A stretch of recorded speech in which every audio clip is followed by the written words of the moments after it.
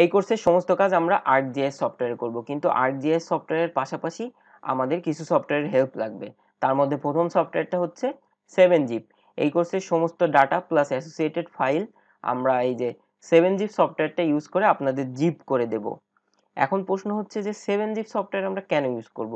প্রথম কথা হচ্ছে এটা একটা ফ্রি সফটওয়্যার, পাশাপাশি আমাদের যে ArcGIS এ ম্যাপ প্যাকেজগুলো আছে এটা 7zip দিয়ে সহজে এক্সট্র্যাক্ট করা যায়। তারপর আমরা যে সফটওয়্যারটা ইউজ করব সেটা হচ্ছে গুগল মাই ম্যাপস।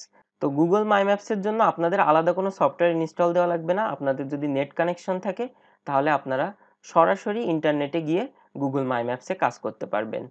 কিন্তু আমরা এই গুগল মাই ম্যাপস ইউজ করে কি সার্ভে করা দেখব, কিভাবে লোকেশনের সাথে রিলেট করে সার্ভে ডাটা কালেক্ট করতে হয়। তো সেক্ষেত্রে আপনার একটা অ্যান্ড্রয়েড অ্যাপ্লিকেশন লাগবে। এছাড়াও কি আমরা গুগল মাই ম্যাপস ইউজ করে কিভাবে একটা এরিয়ার ডাটা সেট ক্রিয়েট করতে হয় সেটা দেখব।